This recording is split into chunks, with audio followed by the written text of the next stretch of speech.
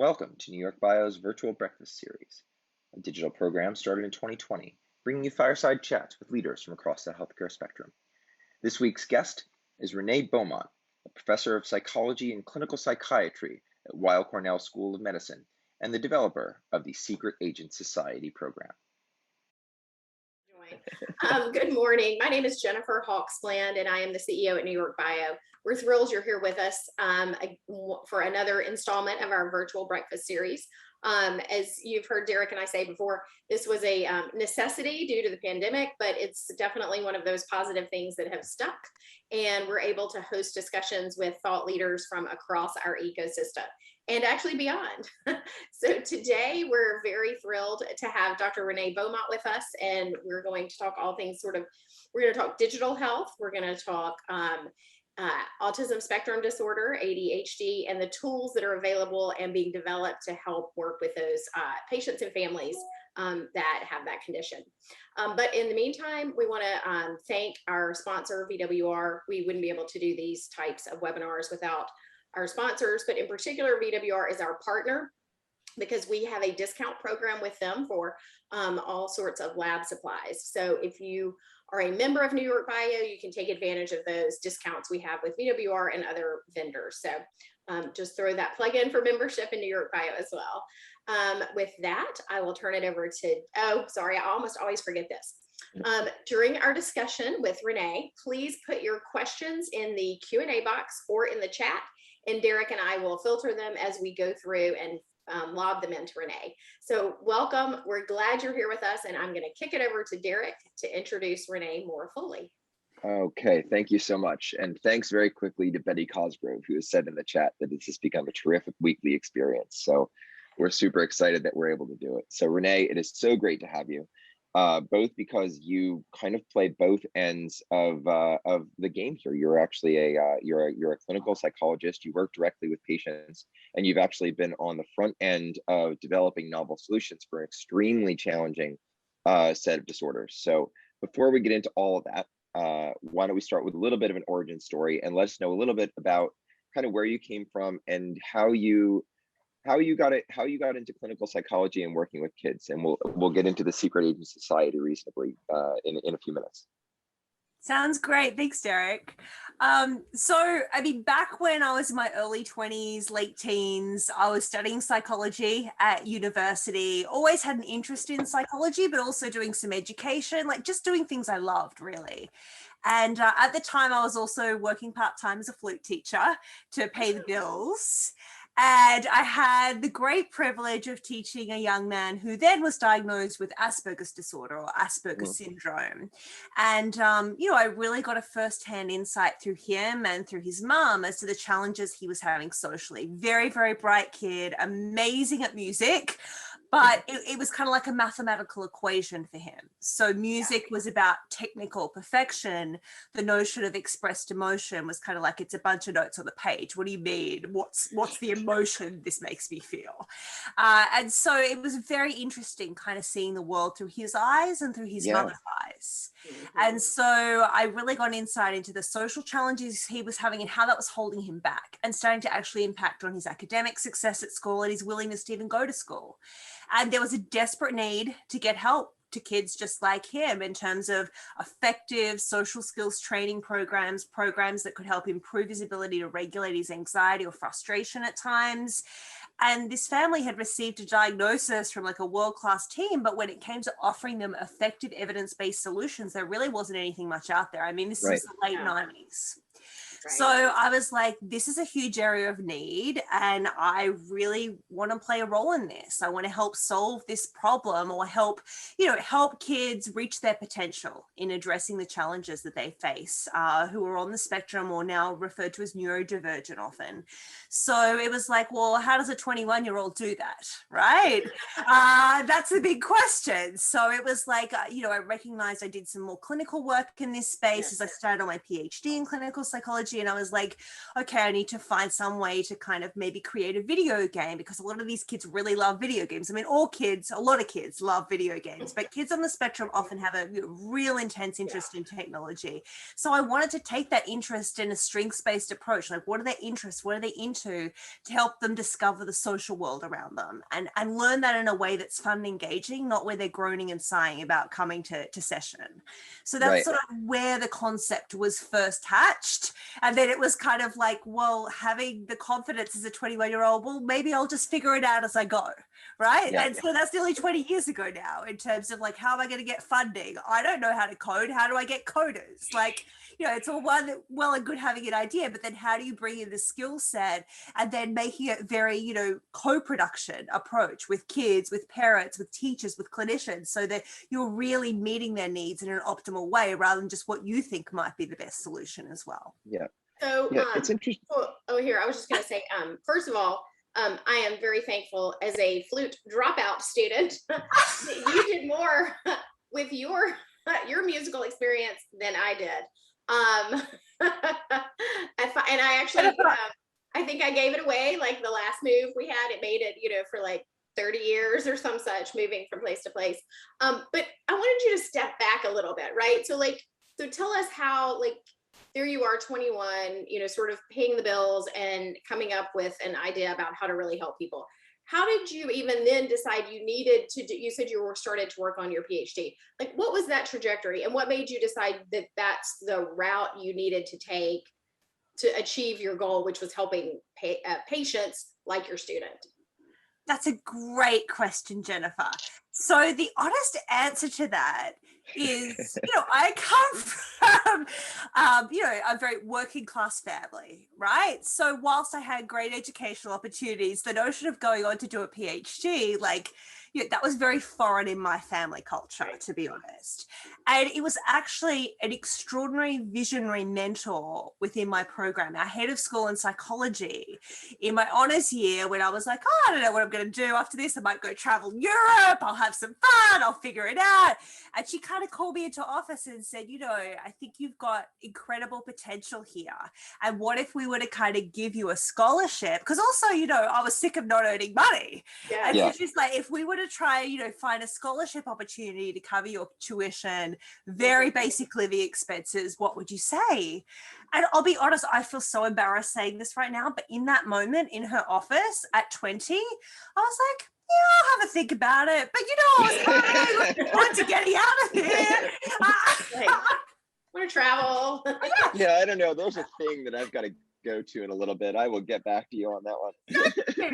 Sorry, she was the one who planted the seed, and then helped me kind of think about these other things that seem so important to a 20-year-old, like how I could still experience those, and how the financial burden wouldn't be so tough, and this is a great opportunity to do something creative and about something you care about. So why not, right? It's just like, if you get there and you don't like it, then you can always pivot.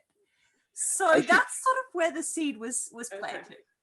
I feel like in about the last 20 years, we've come a reasonably long way in terms of how we deliver services to folks that have autism spectrum disorders, right? I mean, if you think about the way that all of these things manifest, I can imagine that for many years, the solution was, stop complaining and pay attention in school, right? Where, you should pay attention more, or you should focus. Right. And the level of understanding around, I loved the part of your TED Talk where you actually go into the fact that the music is just notes on a page, and there was no kind of emotional connection to the music. Why would there be an emotional connection? It says to hold the note for this long, this is what you do.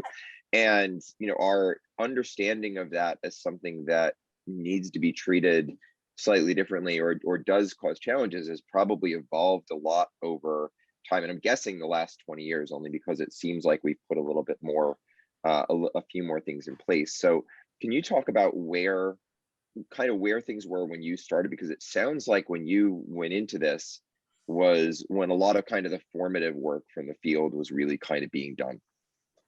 No, absolutely. And it's super exciting to have been there from then and see where we're at now. And we've still got a long, long, long way to go. But, you know, it's back in those days, it was very much like the child has problems, we need to treat the child. You know, there was starting to be a little bit of an emergence of appreciation that parents kind of play an important role too.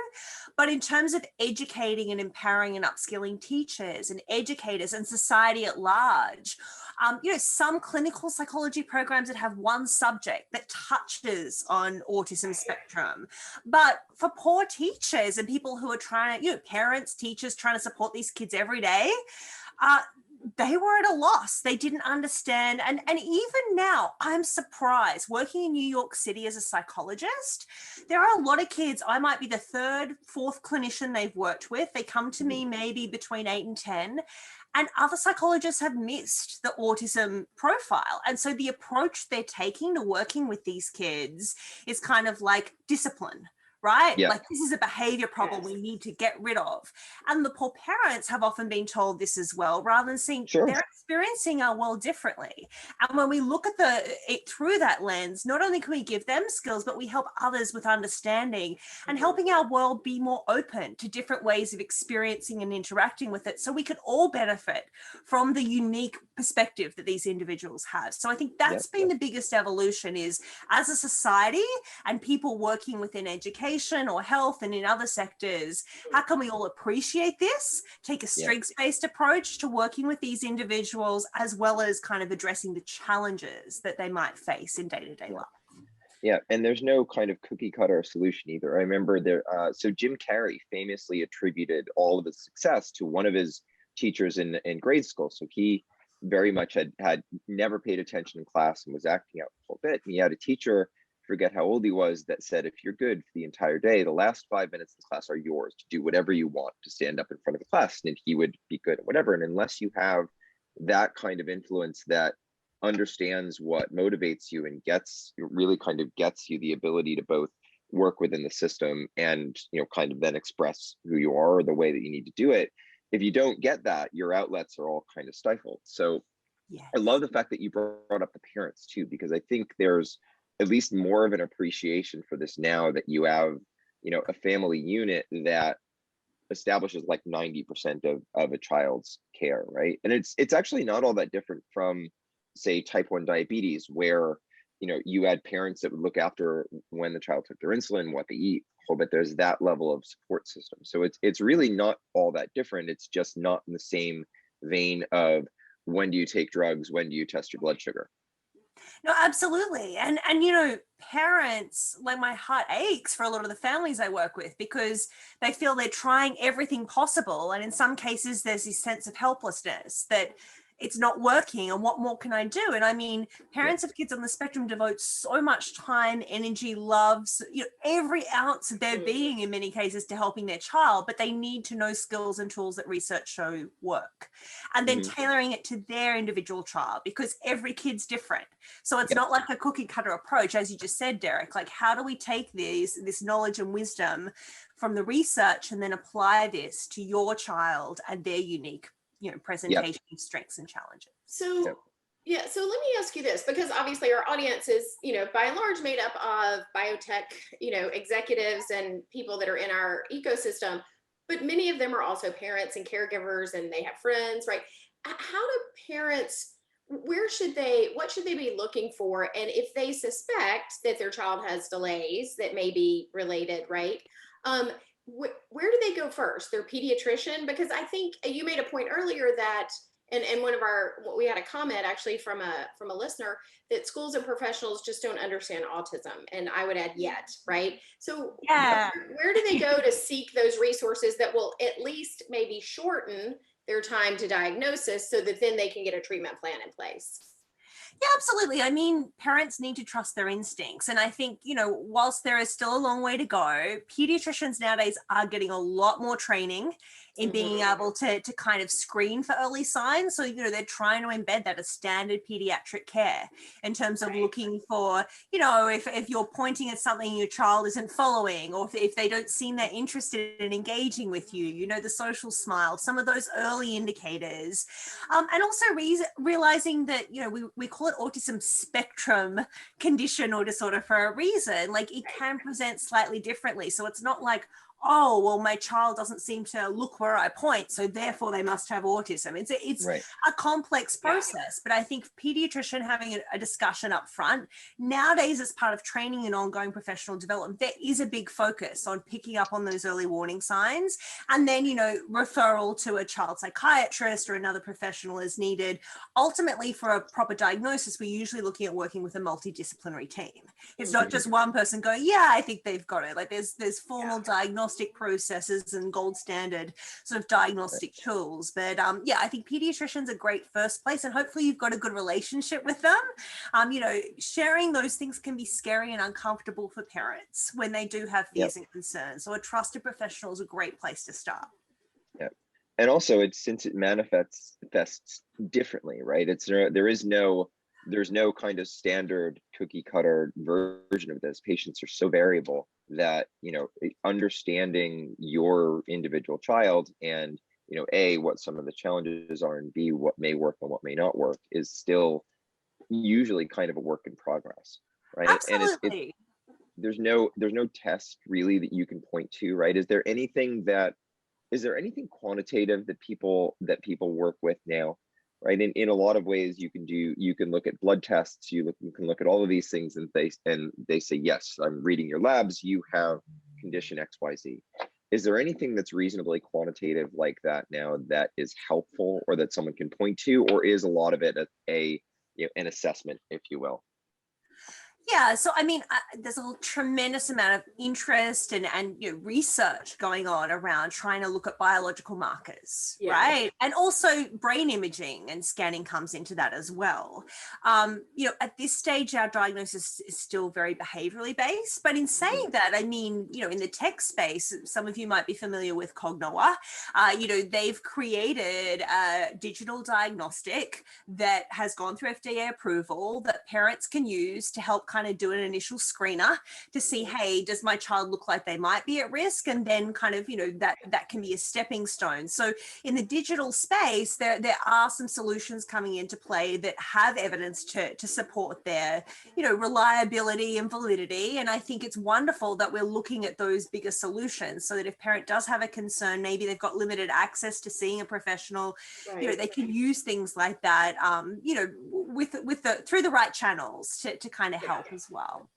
Okay, so with all of this in mind, I want to go now back to the Secret Agent Society, and there was no real solid way to tease this where you might also have like a James Bond like background, so we just went with a straight digital health approach. If you want to do something like super agent-y, like right now, you can. I should have brought my prompts. I workshopped several different, cryptic social media strategies to play you off as a 007 like agent, but none of them seem to hit. So we'll just go with straightforward information. So again, you mentioned that a lot of kids like video games, and now we've obviously seen digital therapeutics start to take a lot of hold, and so tell us a little bit about the Secret Agent Society and how it came to be, because I think this has been just a great development. Oh, thank you, Derek. So yeah, as I said, back in my late teens, early 20s, I was kind of like, there's a real need here. How do we kind of deliver therapy in a way that is fun for kids, where they want to come back, they want to be engaged? And so I was kind of seeing what was popular at the time. And even back then, Harry Potter was a hit. It was a slightly older crowd, Matrix was in. And so I was kind of looking at these themes and trying to think about, like, how can I take these creative ideas and come up with a world that these kids want to be part of? Yes. Right. And it certainly wasn't Minecraft or Roblox, but, this notion of espionage and cracking the code of emotions and friendships. And, a lot of individuals on the spectrum like things to be very black and white and formulaic. And so how can we bring that theming into helping them understand the social world around them was sort of the thinking. And so that's where the sort of notion of secret agency, it used to be called the Junior Detective Training Program. The very first randomized controlled trial that was published was on the Junior Detective Training Program. And working with kids on the spectrum, they can be very honest and they're like, that's a stupid name, we don't like that. And they're like, what about Secret Agent Society? And I'm like, that's so much better, guys, we'll go with that. So then it was about, well, how do we create a video game to teach skills and how to recognize emotions from like facial expression, voice tone, body posture clues? How do we learn about emotional intensity within ourselves and then learn strategies to cope with those emotions, which then form the foundation for how you can socially connect with others. So something that sets this program apart, like there might be social skills programs out there or anger management or anxiety management, but this sort of brings all those worlds together. So my thinking is, hey, if you can't cope and you fall apart and have a meltdown when you lose at Foursquare, like it doesn't matter how many steps of talking to others and everything else that you've got on board, kids are going to be like, whoa, I think we need a bit of space from you. Right. So if you can't, managing emotions well is a critical skill for social success. So we teach those skills first, and then social interaction skills, like how do you talk and play with others? How do you tell the difference between friendly, joking, mean, teasing, those sort of skills? And the video game is one element. So we have done trials looking at how does a video game work as a standalone, and it certainly can lead to improvements, particularly with parents sort of co-viewing or co-playing with the child. But really, to get optimal therapeutic game, we embed that within sort of a whole therapy system. So we train professionals on how to deliver like a 10-session standardized intervention where the video game's one component. There's a whole lot of other spy-themed games. The kids come together as a club in groups of 4 to 6 and play. So they get to practice the skills they're learning with other peers. There's parent coaching and parent resources. There's teacher resources. So it's an entire integrated platform where the video game is one component, because we don't just want kids learning these skills. We want them practicing and applying them in everyday situations where they struggle. Yeah. So it sounds like you just you had the idea and you just made a phone call. The game was coded up and it was all done and worked perfectly the first time. Absolutely not. And you know what? There's a real beauty about the naivety of youth, right? Like now when I'm going further developments, I'm like, this is going to be a heavy lift. But back then I'm like, hey, I'll create a video game. Yay. It should be fine. That shouldn't take very long. And next week I will give it to people, right? Yeah, 20 years later, I'm sitting here talking about, we're still developing things, right? So, initially it was like, I've got this great idea, but I don't know a whole lot about coding. In fact, I know zero about coding. I did an IT subject in high school, that's it. And where am I getting money from this? Because last time I looked, I didn't see organizations going, hey, here's this 21-year-old with a great idea. Let's throw some money and see what you can do with that. Yeah. Certainly so how'd you do it? Then, So where did the money come from and who did you call? Great question. So I worked a second job to get some very, basic funds behind me. And then I got students, like fresh out of school students, to create my prototype. And that's what the first randomized control trial was done with. And then all the other resources, like we have walkie-talkie games and board games, I literally made by hand. So I would sit there and cut out cardboards with spinny wheels and all sorts of things. So it was very bare bones, for the very first randomized control trial. And then when the results were really positive, then I was, I participated. I was very fortunate. My university had like a commercialization workshop that was really geared more towards staff and faculty.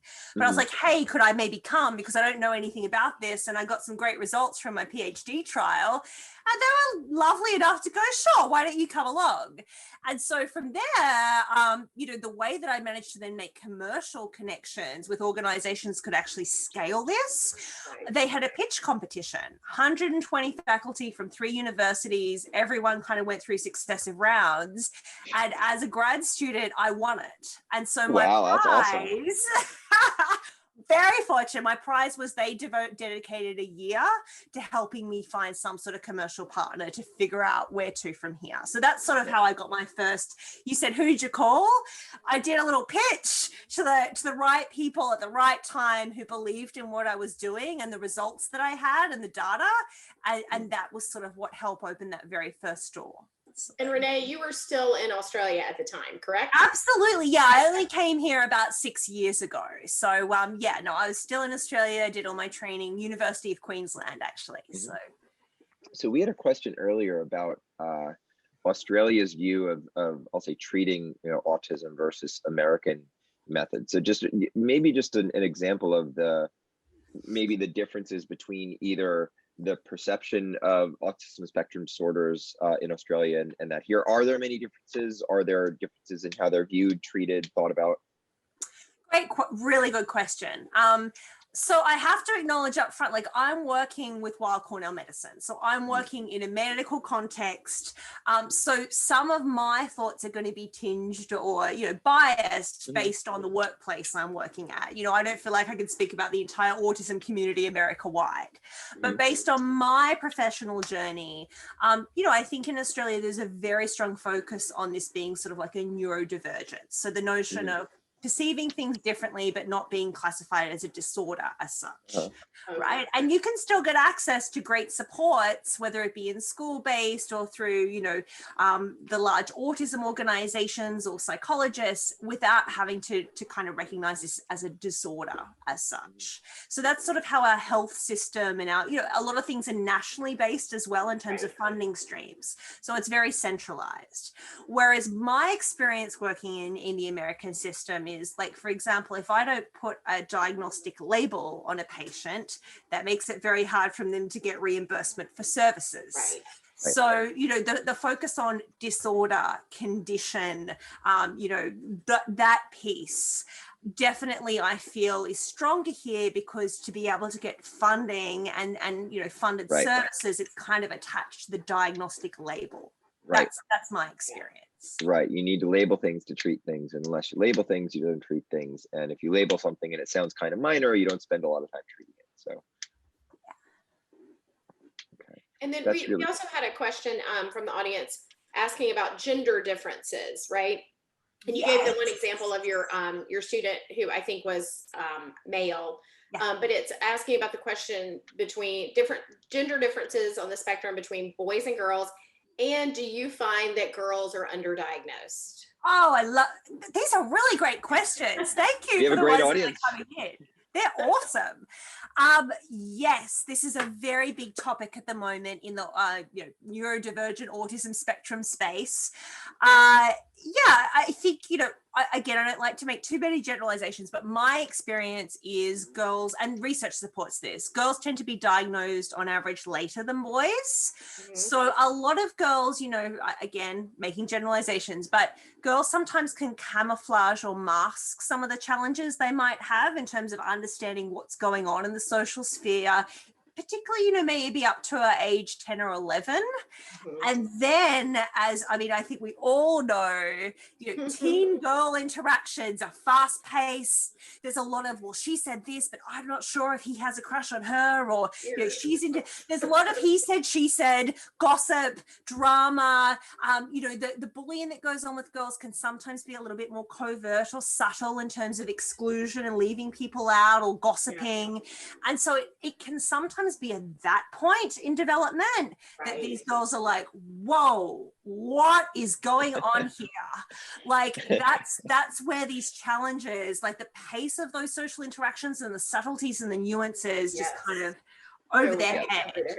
So sometimes the symptoms can be a little more masked when they're younger, because on average girls tend to naturally maybe be a little bit better at the sort of social nuance, reading social situations, engaging the pleasantries, what have you. But then once we sometimes get to around age 11, the mask that sometimes they're wearing can kind of fall away. And that's when they can really fall apart, and also have secondary challenges with depression, anxiety, as they become more self-aware that I'm really not understanding what's going on here.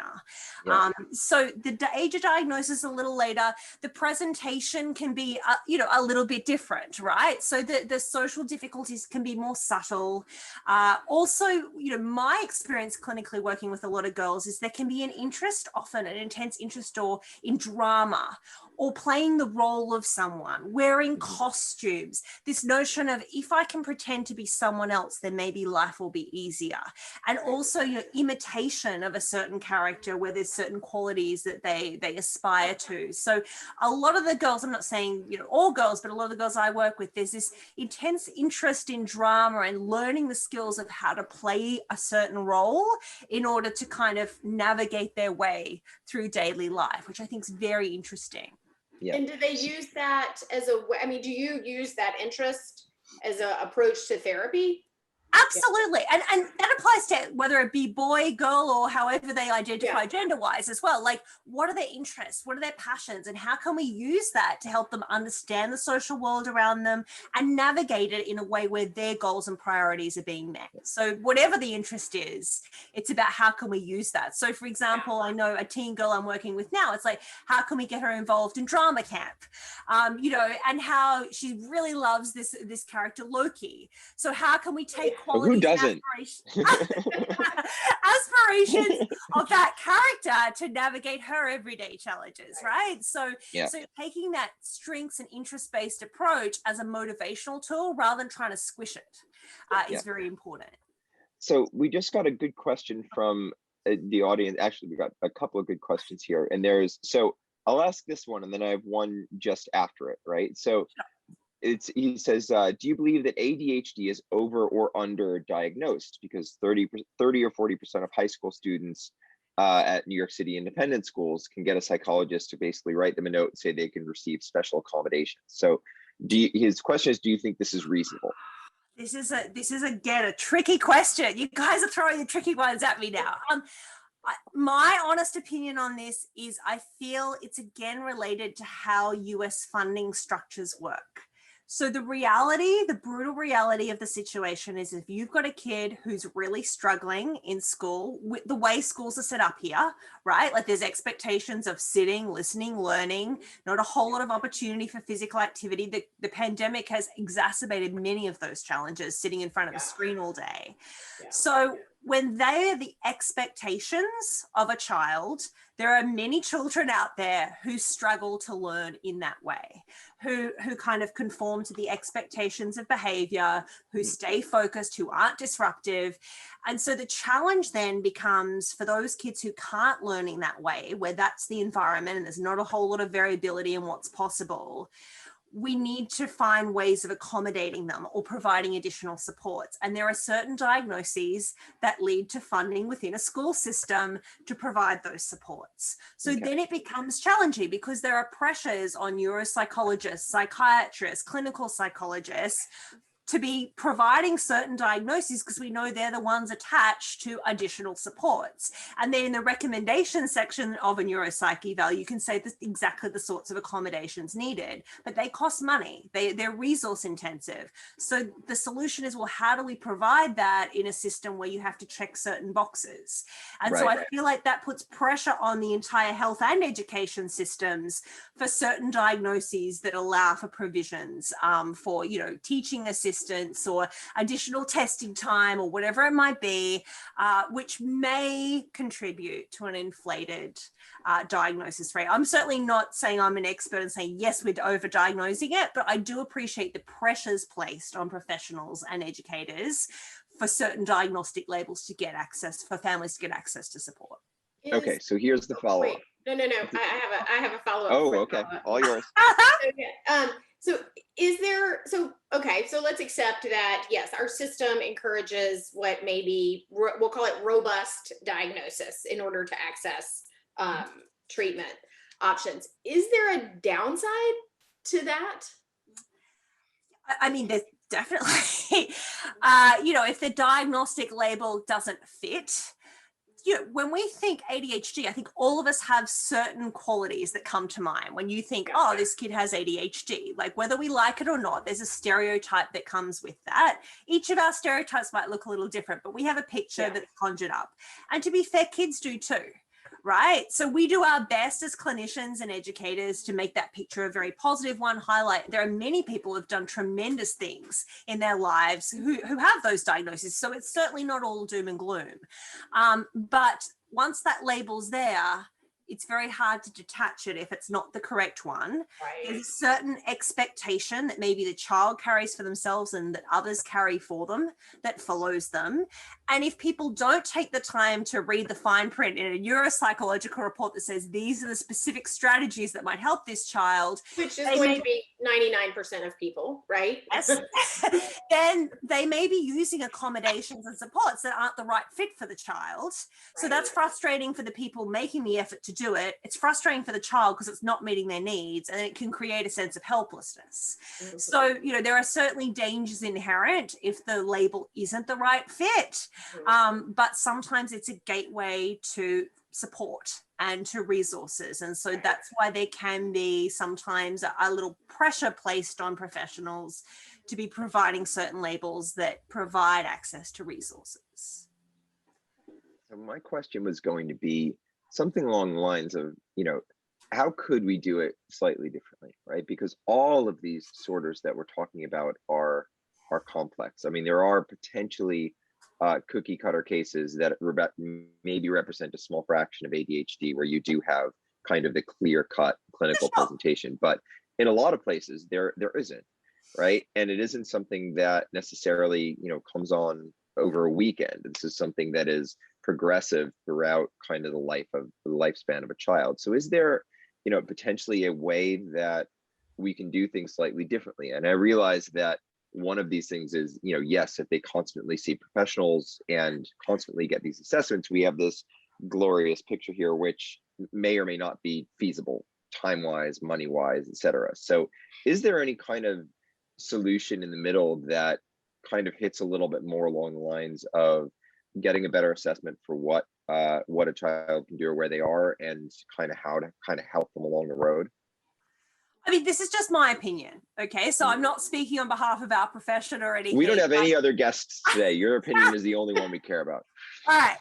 So I think there's a couple of things. There are two main things that come to mind. One is we need to think about the environments that we're putting these kids in, right? So in a world of entrepreneurship, creativity, I mean, I think I'm preaching to the choir in terms of the audience possibly that's tuning in today.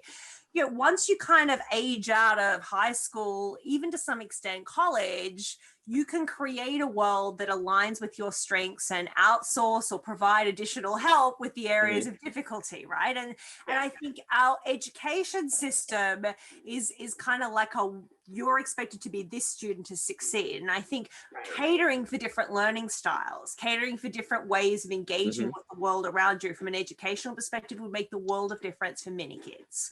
So I think expecting them to thrive in a very constricted environment is one of our challenges. There's a mismatch between expectation and reality for a lot of kids. That's one piece. So how can we reform and educate, our education system? But then when it comes to the individual child, my take on this, and this is part of my research at the moment, is like there's all these diagnostic labels, but there's often core challenges that are common to many of them. So for example, a lot of the kids I work with on the spectrum also have a diagnostic label of ADHD and also have a diagnostic label of anxiety disorder. So if I look at a lot of these kids, there are some core challenges like troubles managing their emotions, troubles recognizing emotions, troubles with impulsivity or planning an organization that seem to kind of cross across multiple different diagnoses and that maybe manifest a little differently. But I think we kind of need to shift our thinking to identifying these core challenges in terms of emotion regulation, the fancy name of executive functioning for planning an organization. Like, let's look at the areas of weakness as well as strength and think about approaches to address those rather than throwing, a lot of kids can have 5-7 diagnostic labels before they're even 12 years old. What is the benefit of that when there's a lot of overlap in some of the symptoms of different conditions? So I think shifting our thinking and thinking about neurological mechanisms that underlie some of the challenges kids have is going to be much more informative to more targeted, effective interventions rather than they have ADHD and this is the treatment. Yep. So we've spent the last 18 months in a virtual world instead of a face-to-face one.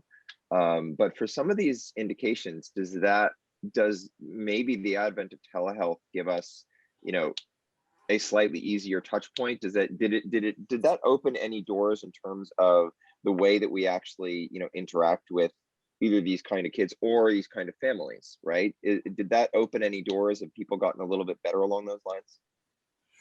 So as a clinician, I can say there were some advantages and disadvantages having to I'm still working 100% remote right now. So all my consults are through Zoom.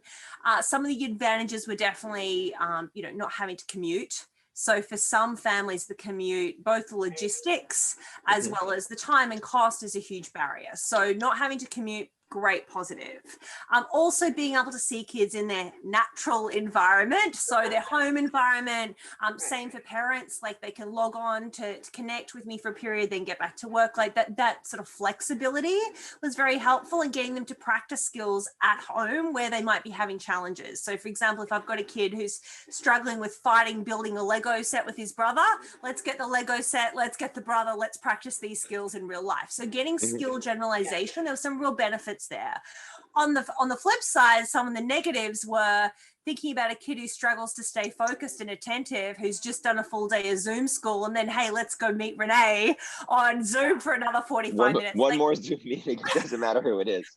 Like, you know, that's rough. And so if a kid's having a tough time in session with me and they just leave the meeting or run away from the camera, I'm a little, you know, I'm a little helpless in that moment as to, hey, mom, dad, can you go get him or her? So that was tricky. And I have to be honest in saying, I think it put more pressure on parents to be like, almost like a co-therapist. Whilst they may have learned some skills through seeing, you know, how I interact with their child, they're often having to redirect them, get them re-engaged in a way that I would normally do. And sometimes also providing rewards where I would do that. So it did sometimes put a little bit more burden of care on parents who are already overwhelmed, trying to juggle often working from home as well as caring for kids and sometimes other family members. So, you know, that was sort of one of the downsides. So, and I think a question we still don't know is, for whom does it work well? Like, what is the profile of a kid where we're like, this is likely to work well versus a kid where this doesn't work so well? And, you know, it was varied. Some kids responded very well. Some kids, it didn't work so well. So we still need to figure that out when it comes to telehealth. Well, and two, you were dealing with the sort of emergency situation this last year where kids were just thrown home to try and do it virtually. And parents were trying, I know with my 10-year-old, I mean, we hired a proctor to sit with him when he was at virtual school just to make sure he didn't wander off and play Minecraft, you know, instead of logging into class. And we had that advantage, but not everybody did. And so I imagine that also exacerbated issues families were dealing with in general. Absolutely. I mean, you know, as parents, you know, there's enough things to fight with your kids about rather than having to also be a pseudo teacher and like you need to be focusing. If you finished your math problem, did you submit this on time? Like, you know, the level of extra burden placed on parents and in a situation where everyone was confined to home often due to social distancing restrictions, you know, incredibly stressful. And, you know, the mental health, there's been as much a crisis of mental health as there has been in terms of physical health with the pandemic, for sure. Yeah. So you go ahead, Jennifer. Oh, I was just saying, we had so we had a question from the audience asking about, as we're talking about diagnosing in children in the home, asking about how are diagnoses for children of disadvantaged families or families where English isn't the first language? How do you adjust the care and how do those families locate care? Yeah, so I think often, you know, if you know a local organization like, you know, Autism Speaks or Autism America, like going to the big organizations, finding the local chapters, so then you can find out the full breadth of services available to you. And I think one of the advantages with telehealth is that can look a little bit broader than what it may have previously, because it often had to be something very localized in your area. So your options may have been more limited. You know, we still have some questions around if we're doing a telehealth administered diagnostic assessment, the validity of that or adaptations to the diagnostic process. You know, and I know certainly at our Center for Autism and Related Disorders, what we're seeing, or Center for Autism Developing Brain rather, we're seeing a big push to wanting to get families back in person, particularly for the diagnostic assessment, because that's how we know it's reliable and valid.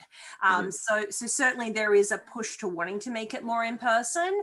You know, there is often an involvement of translators as need be to try and both culturally tell it, but also address language barriers as well. But it's important to kind of, you know, often connect with large organizations first. If you happen to be local to New York, our Center for Autism and the Developing Brain, or CADB, at New York Presbyterian hospital, Weill Cornell Medicine is also a great starting point if you're looking for local resources. But it is important to be getting that assessment done by someone who is qualified and using gold standard measurement tools, and where appropriate supports and extra accommodations are made to ensure that the linguistic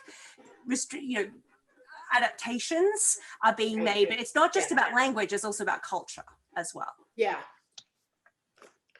And then I just put the CADB link in the chat. Thanks so much for that, Derek. That's awesome. Well, and I find that I'm a member of several social media parent groups, and parents are very quick to offer, whether it's like specifically another autism spectrum disorder group they're a member of, right, or like sources for care and diagnosis. I find people are very willing, once they've sort of been through the process and received a diagnosis, to be able to offer that to others. And that actually brings us to a question that we had earlier about the role of social media.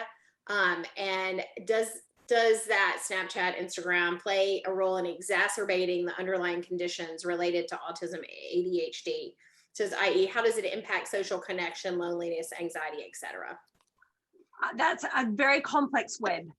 So, if we look at passive consumption of social media, so, looking at beautiful pictures of people or people having social gatherings that you're not part of, those sort of things can certainly exacerbate anxiety, feelings of isolation, low mood. But there are also, we can use social media in powerful ways to promote connection.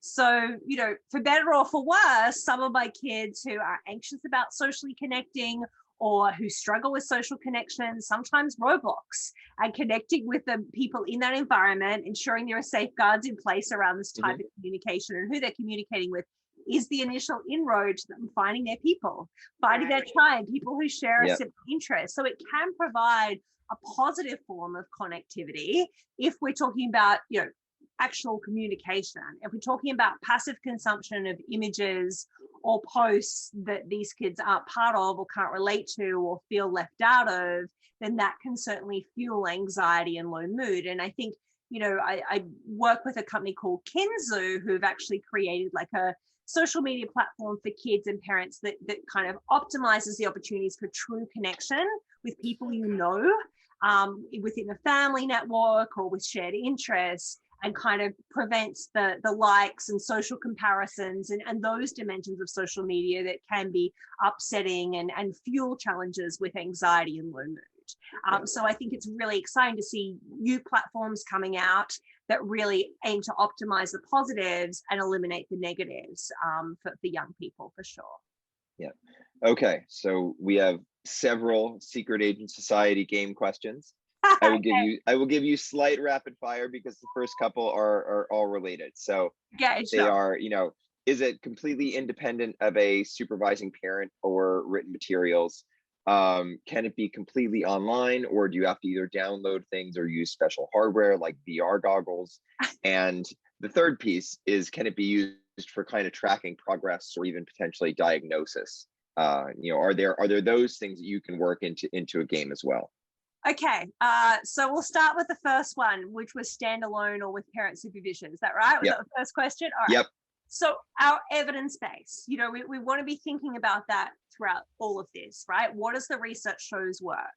Our recommendation for the game in its current form is that there is a parent or a teacher or a sibling or someone co-viewing, sitting with the child as they play it, so they develop a shared language and understanding of the concepts in the game, and they can help the child apply those in daily life. Right. In terms of where we want to go, I would love to think for those kids who don't have that person there, that we can create something that is standalone. But we haven't evaluated it as a standalone. My perception is we've got more work to do for it to be optimally effective in that format.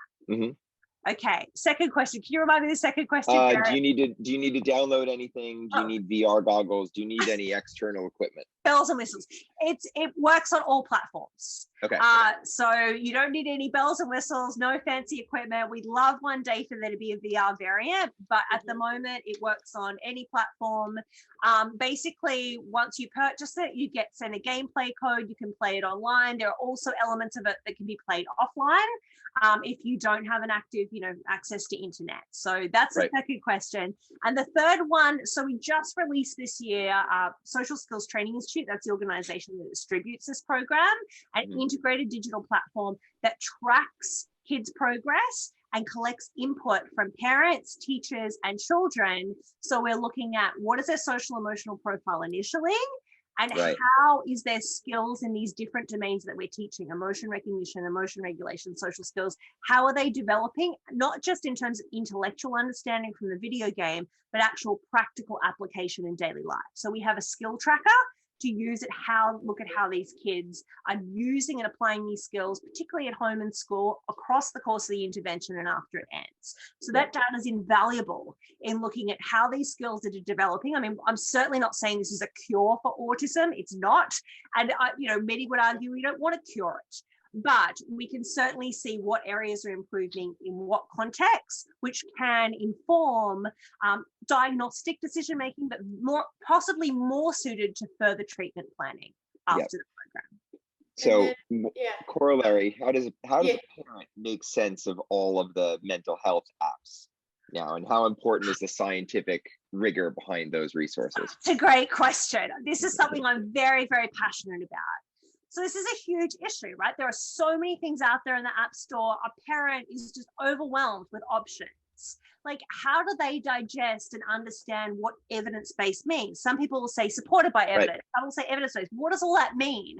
And I think we need to stop putting the pressure on parents to digest this. As a community, educate them, like have go-to resources of here are the things that are actually supported by high quality evidence. And I really feel as an industry, we have to be thinking about how can we create that go-to place and keep it updated in terms of evidence-based options so that parents, and not just parents, clinicians, so many clinicians come to me and go, is this even any good?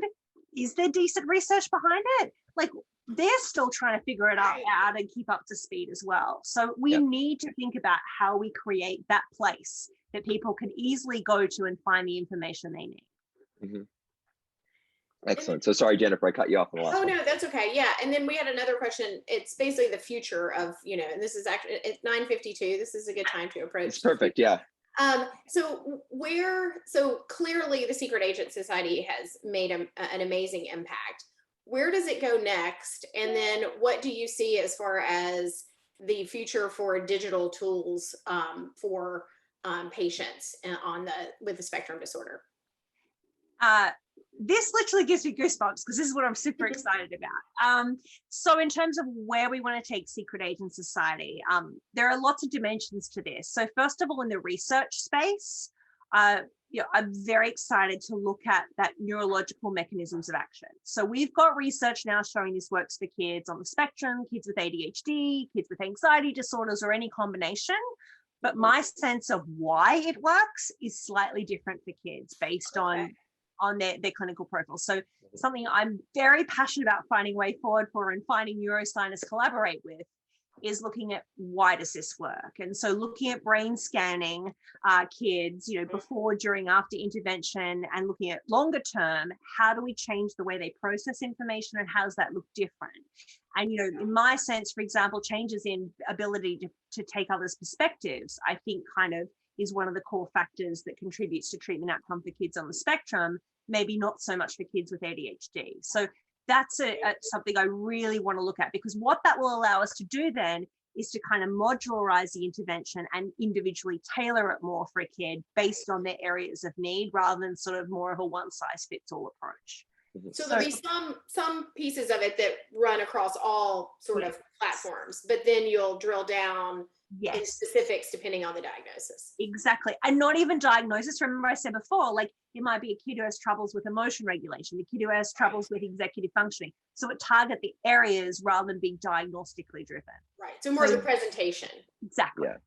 Yeah. So that research-wise, that's what I'm super excited about. I think the big question we have now, a lot of our implementation distribution has been done in Australia, but now it's like understanding and navigating the US system. So that's a big area of focus for the future. There's so many children and families who can benefit from this intervention here.